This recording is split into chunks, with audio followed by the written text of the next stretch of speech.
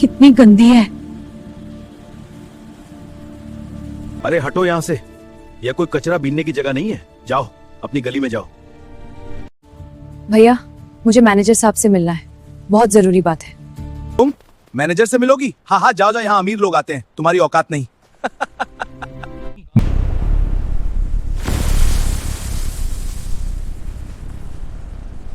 शहर की भीड़ भाड़ वाली सड़कें, सुबह का समय, सूरज की पहली किरणें अभी अभी इमारतों के ऊपर से झांक रही थीं।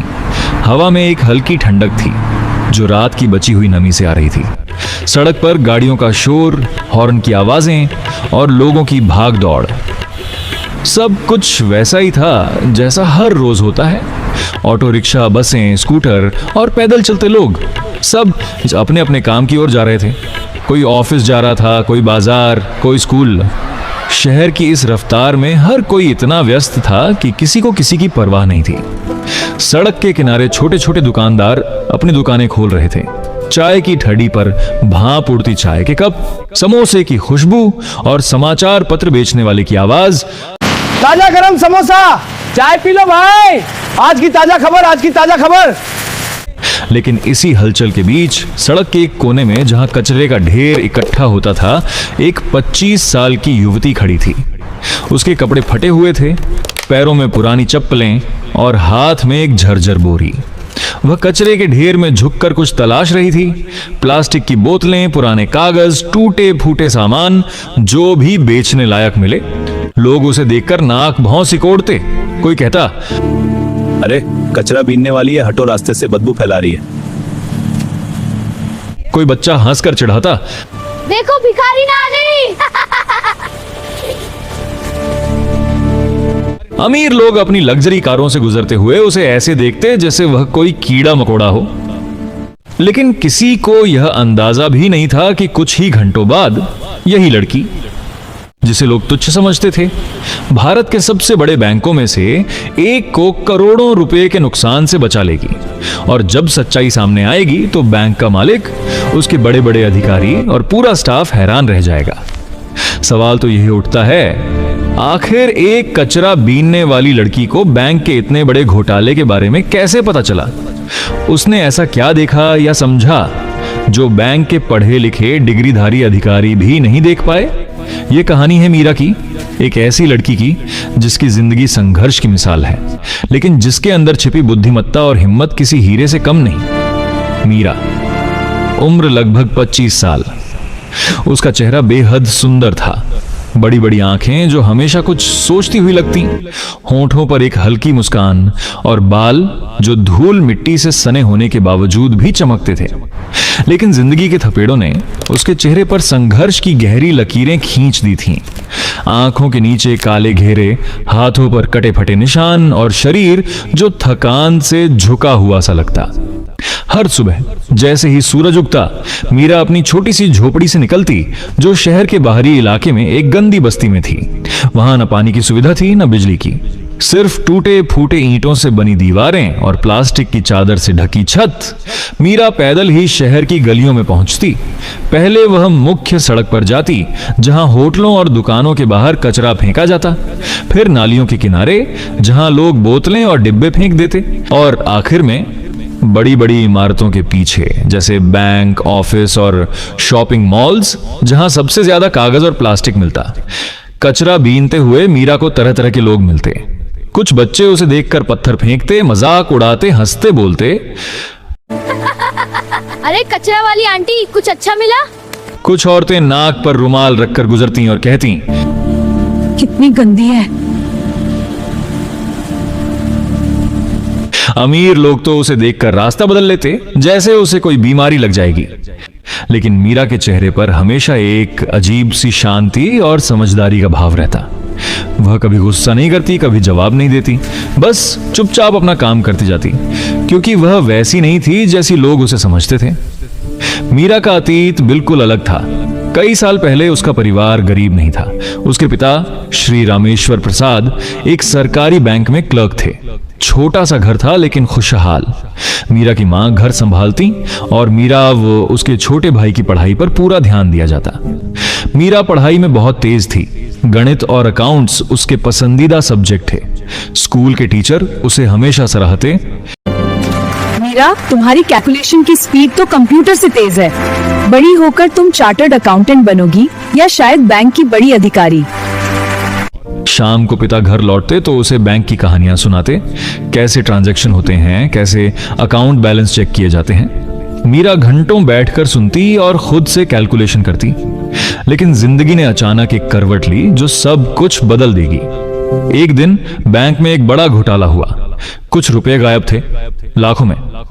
जांच हुई और आरोप मीरा के पिता पर लगा दिया गया।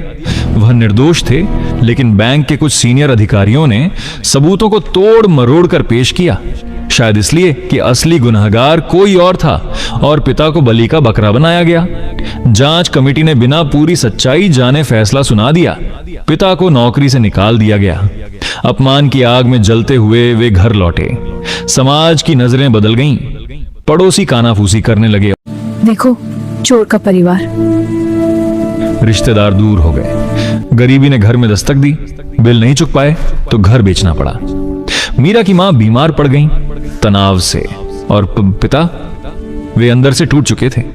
रोज नई नौकरी की तलाश में निकलते, लेकिन हर जगह से ठुकरा दिए जाते और लोग कहते, आप पर तो गबन का आरोप है।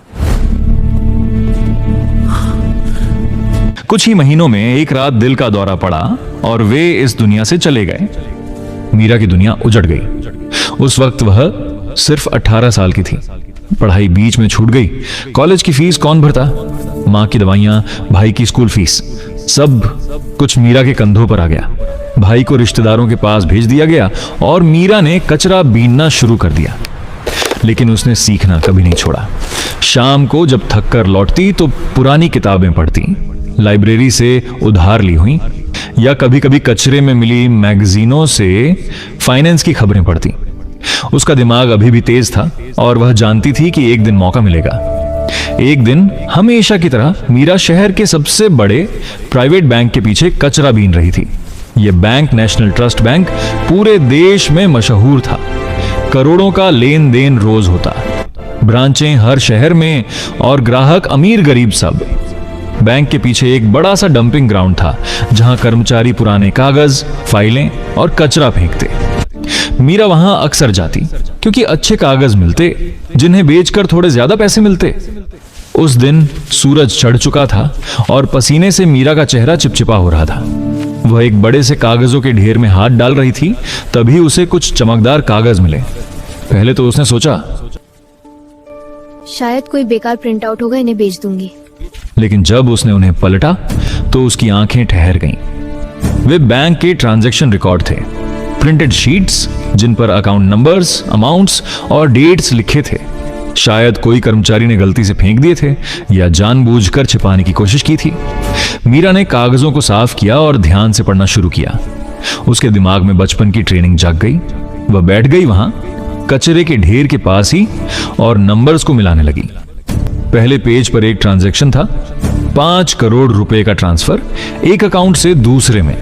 लेकिन डेस्टिनेशन अकाउंट का नंबर अजीब लग रहा था, जैसे फर्जी। मीरा ने कैलकुलेशन किया, बैलेंस शीट में कुल अमाउंट मैच नहीं कर रहा था। एक एंट्री में 2.5 करोड़ दिखाया गया था, लेकिन अगले पेज पर वही अमाउंट 2.7 करोड़ हो गया था, बिना किसी एक्सप्लेनेशन के। मीरा के चेहरे पर एक अजीब सा भाव आया, उत्सुकता मिश्रित चिंता का। वह गणित में तेज थी। उसने जल्दी ही समझ लिया कि इन रिकॉर्ड्स में कुछ नंबर्स मेल नहीं खा रहे। कुछ एंट्री ऐसी थीं जहां करोड़ों रुपए ट्रांसफर हुए थे, लेकिन उनका कोई असली अकाउंट नहीं था। ऐसा लग रहा था जैसे कोई बैंक के अंदर बैठकर धीरे धीरे करोड़ों रुपए गायब कर रहा हो, शायद इंटरनल फ्रॉड। मीरा ने और कागज ढूंढे, ढेर में गहराई तक हाथ डाला और मिले और भी documents, email prints, internal memo और कुछ कोडेड नोट्स। जितने कागज मिलते गए उतनी ही गड़बड़ी साफ होती गई।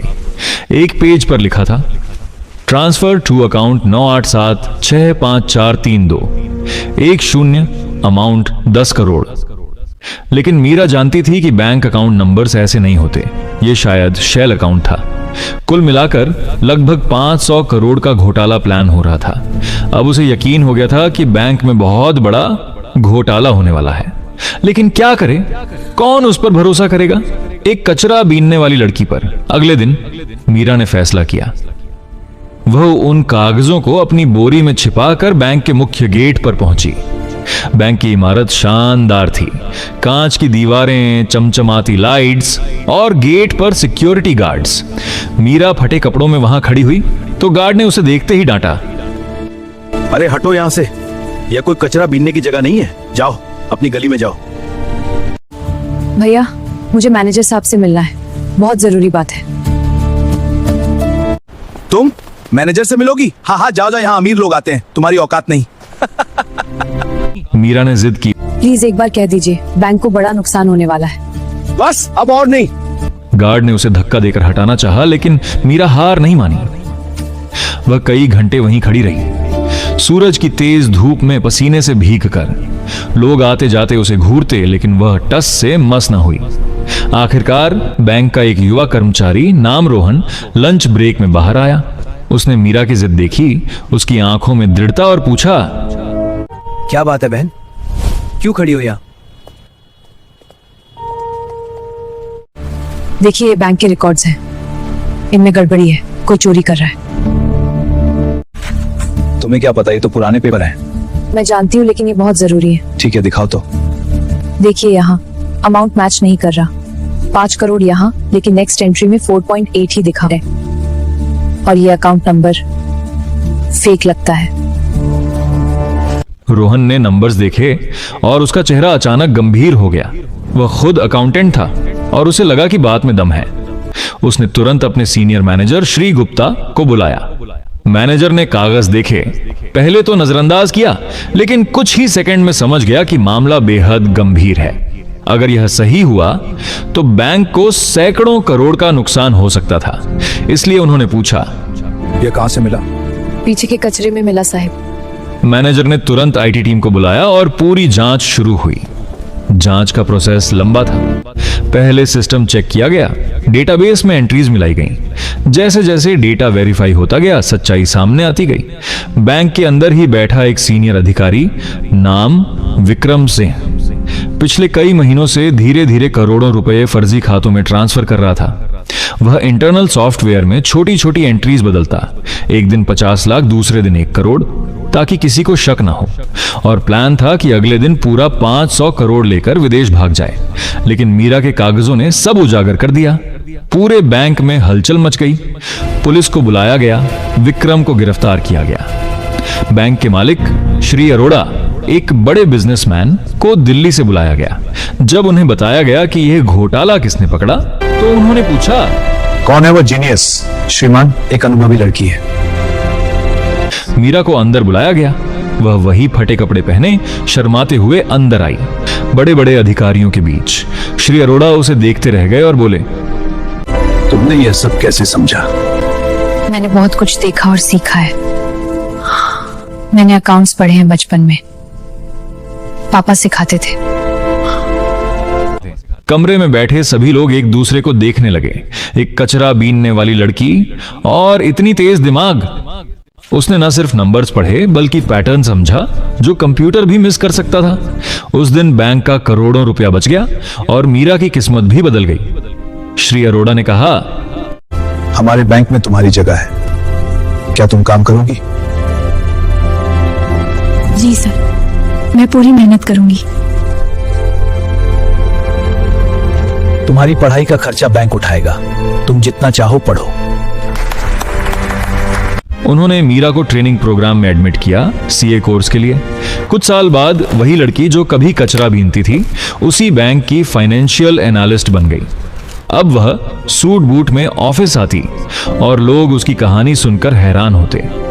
मीरा की जिंदगी से एक सबक मिलता है, कभी किसी इंसान को उसके कपड़ों, हालात या दिखावे से मत आंकिए, क्योंकि कभी कभी हीरा भी कचरे के ढेर में छिपा मिल जाता है। जिंदगी अप्रत्याशित है, संघर्ष हमें मजबूत बनाता है और सच्ची बुद्धि किसी डिग्री की मोहताज नहीं।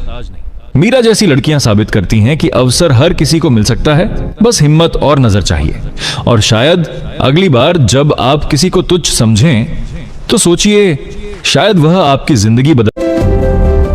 तुमने तो कमाल कर दिया मीरा, ये नया सिस्टम तुम्हारी वजह से है। धन्यवाद रोहन।